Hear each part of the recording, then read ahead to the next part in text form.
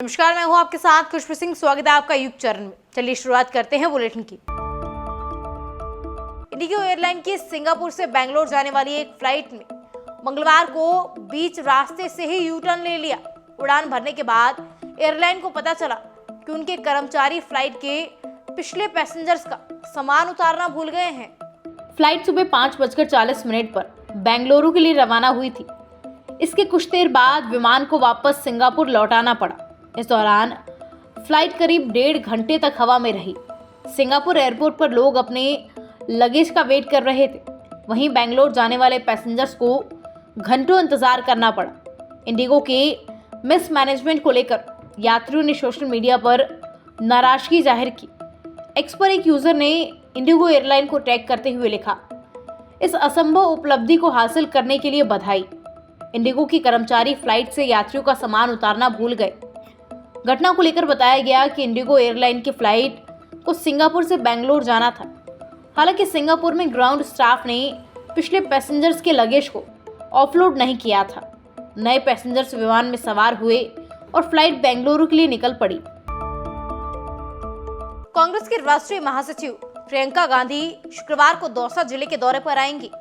वो यहां सिकराय विधानसभा क्षेत्र के कांदोली गांव में जनसभा को संबोधित करेंगी। इसकी तैयारियों का जायजा लेने के लिए बुधवार रात कांग्रेस प्रदेश प्रभारी सुखजिंदर सिंह रंधावा कांदोली पहुंचे। उन्होंने यहां सिकराय विधायक व मंत्री ममता भूपेश के साथ सभा स्थल का जायजा लेकर आवश्यक निर्देश दिए। मीडिया से बात करते हुए मुख्यमंत्री ने मानेसर प्रकरण के दौरान विधायकों के 10-10 करोड़ के लेन देन संबंधी बयान पर रंधावा ने कहा, सभी ने देखा भाजपा ने मध्य प्रदेश व महाराष्ट्र में क्या खेल किया था, लेकिन राजस्थान के होनहार नेताओं ने उनके प्लान को फेल कर दिया। विधायकों ने कांग्रेस पार्टी पर भरोसा रखा, उसी की बदौलत सरकार ने 5 साल पूरे किए और मुख्यमंत्री ने विकास करवाने में भी कोई कसर नहीं छोड़ी। उन्होंने कहा, हमने जनता से जो वादे किए थे उन्हें पूरा किया है।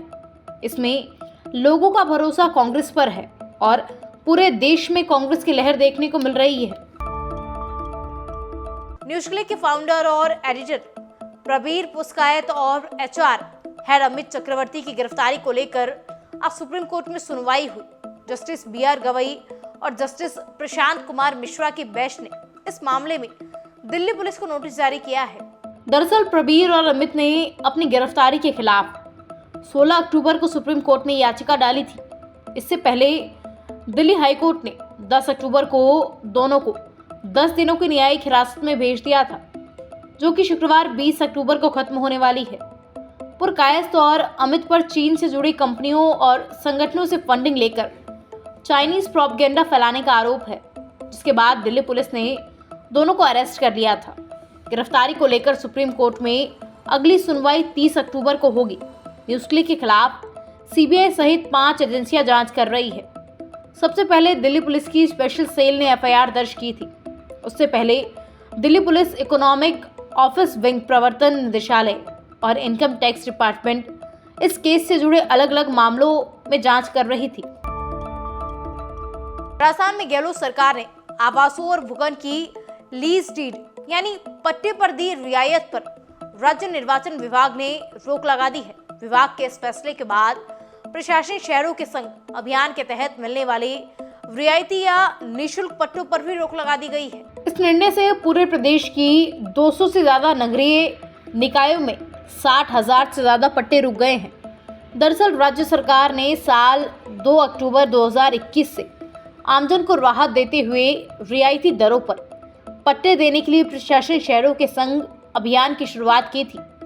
इस अभियान में लोगों को भूखंडों और मकानों के पट्टे, नाम ट्रांसफर, उपविभाग समेत अन्य कामों के लिए रियायत दी गई थी। अभियान के तहत पूरे प्रदेश में सरकार ने 10 लाख पट्टे जारी करने का लक्ष्य रखा था। राज्य सरकार ने इस अभियान के तहत कृषि भूमि पर बसी कॉलोनियों के नियमन पर लगने वाली राशि पर छूट देने के साथ ही हाउसिंग बोर्ड के मकानों की बकाया किस्त जमा करवाने पर भी ब्याज पेनल्टी में छूट दी थी। राजस्थान में विधानसभा चुनाव होने में कुछ ही दिन बाकी है।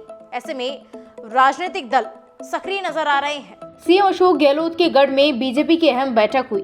दिल्ली से आए कई दिग्गज नेता भारतीय जनता पार्टी की समन्वय समिति की बैठक बुधवार 18 अक्टूबर को जोधपुर के इंडस्ट्री एरिया में स्थित लघु उद्योग भारती भवन में ये बैठक आयोजित की गई। इस बैठक में चुनिंदा बीजेपी के जिला अध्यक्षों के साथ ही संभाग के बीजेपी जिला अध्यक्ष व संघ से जुड़े पदाधिकारी भी शामिल हुए।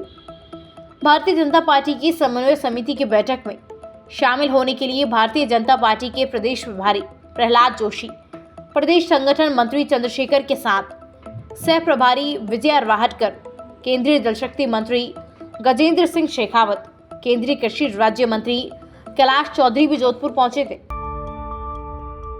ऐसी ही तमाम खबरें देखने के लिए सब्सक्राइब कीजिए हमारे चैनल को और यूं ही बने रहिए युग चरण के साथ।